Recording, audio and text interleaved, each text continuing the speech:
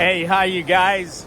I'm very near a water canal, and I thought I wanted to shoot this video today here by the canal because of the chapter we're in. We're in chapter 15 of Exodus, and I wrote down the verse that Israel talks about.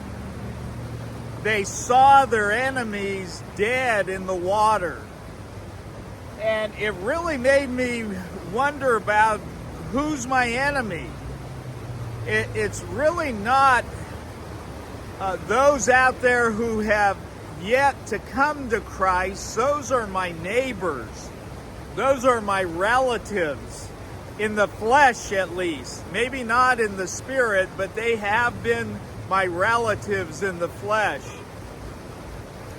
But when God sends Israel through the sea, it says that there was water on their left and water on their right.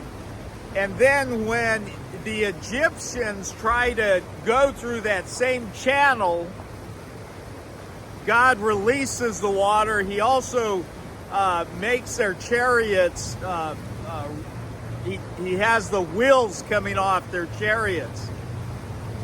And they died in that water coming back together. And I wondered, when you look at your life, when I look at mine, do we see our enemies laying dead in the water?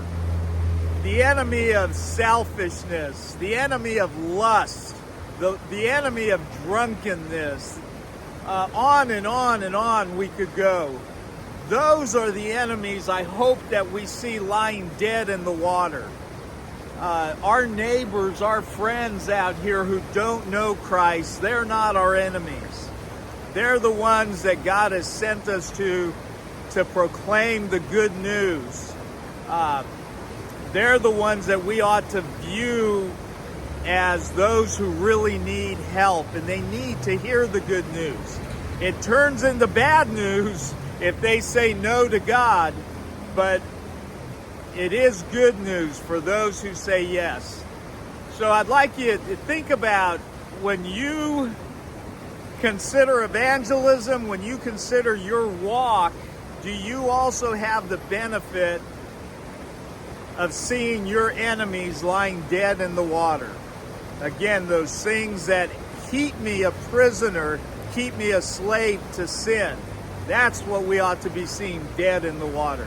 God bless you. I'm near an intersection here that had the canal, so I thought I'm going to start right here. So God bless you, and let's go tell them the good news. Moses and the people sang a song. Matter of fact, let me read the beginning of that song. In verse 15, it says, "I will sing to the Lord, for he has triumphed gloriously. The horse and its rider he has thrown into the sea. The Lord is my strength and song, and he has become my salvation." God bless you, and here we go.